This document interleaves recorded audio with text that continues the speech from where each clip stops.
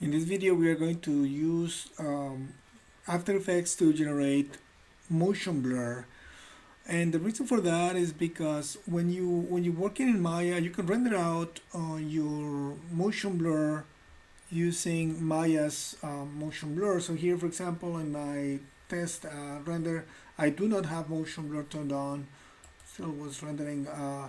It is certain speed, and which is not too bad when you don't have motion blur, but when you have motion blur on, the rendering takes quite a long time. So this one does not have motion blur, as I said.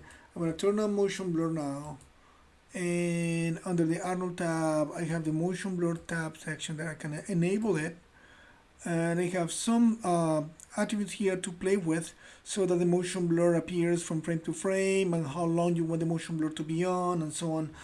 And if I do a try test rendering this will take a long time to render. It tries, and you start seeing from the beginning how the object that is in motion start getting blurred. But this really extends your rendering considerably. So it's not that it's bad, it's just that it takes forever.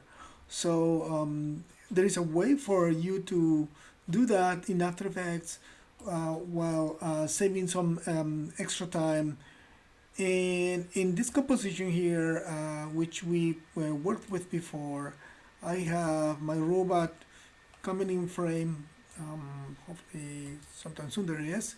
So my robot is coming in, and I have all my layers with all the shadows and the transmission, the specularity, and so on and so forth on my backplate inside of this composition.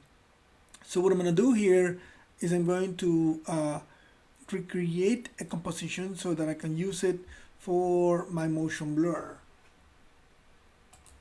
In order to do that, I'm going to making sure that I'm here, that I don't have any other layers open, just the composition layer. I have it selected here. I'm gonna come here and I'm gonna just find it here, which is this one, which is my only composition in this scene, and I'm going to right click on it. I'm gonna say new composition from selection, and that creates composition number 2. I can double click on it or right click on it and say rename. I'm gonna call it Blur Comp. What this is doing is just simply grabbing all of the other composition and putting it inside of a single layer composition. Still exactly the same. My robot is there, and the only difference is that now I can apply one effect to the whole thing. So for that, I'm going to go under my effects presets space here. I'm going to type the word motion,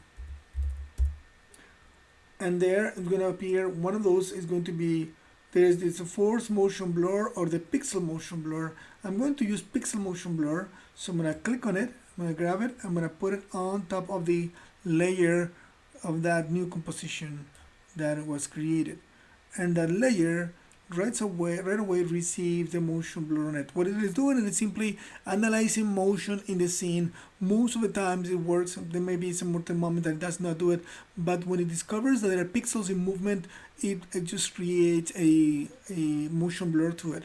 Now you can extend and play with the values here so that you can have a little bit more quality or less quality, or try to change the amount of blur so that you can have a little bit less or a little bit more of it.